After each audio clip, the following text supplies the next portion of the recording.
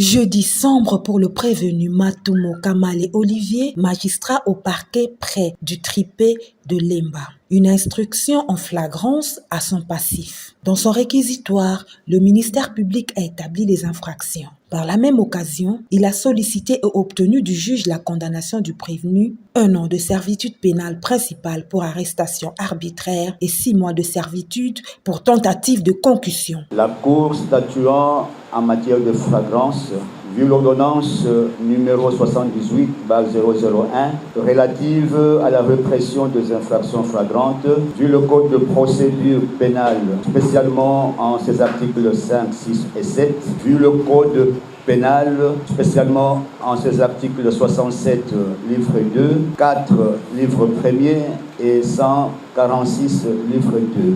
Le ministère public a entendu en ces réquisitions dit établit la prévention d'arrestation arbitraire et de tentative de concussion mise à charge du prévenu Matumo Kamale Olivier. Conséquence, les condamne à 1 an de servitude pénale principale pour l'infraction d'arrestation arbitraire. Le condamne également à 6 mois de servitude pénale principale pour l'infraction de tentative de corruption. Dit que ces 2 infractions sont en concours idéal. En conséquence, retient la peine la plus forte prononcée, à savoir celle de 1 an.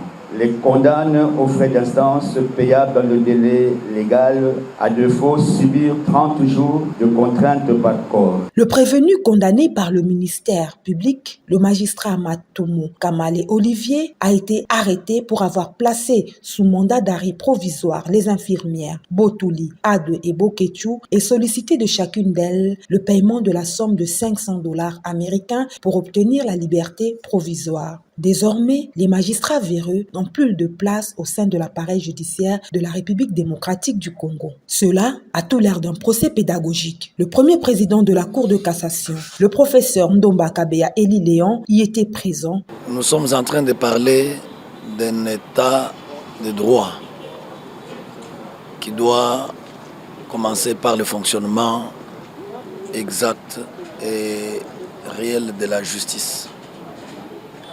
Vous avez vu que c'est un magistrat qui est poursuivi juste pour démontrer que les magistrats n'ont pas le droit de faire ce qu'ils veulent quand ils le veulent. Ils sont appelés à appliquer la loi. Pour mettre quelqu'un aux arrêts, il y a des conditions. La Cour vient de condamner le magistrat en disant qu'il n'a pas respecté les conditions requises pour mettre quelqu'un en détention. Il faut que sa fuite soit à craindre, il faut qu'il n'ait pas un domicile connu. Et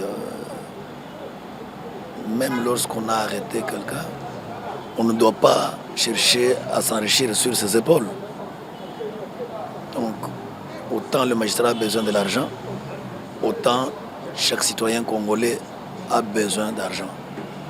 Et donc, le magistrat a son salaire, il ne doit s'attendre qu'à son salaire, sans compter à chercher de l'argent dans les poches des justiciables. Donc, ce magistrat a été poursuivi pour arrestation arbitraire et tentative de concussion.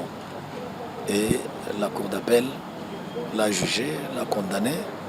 C'est une sentence de la Cour que je ne peux pas commenter. La Cour va motiver sa décision qui est prononcée sur dispositif.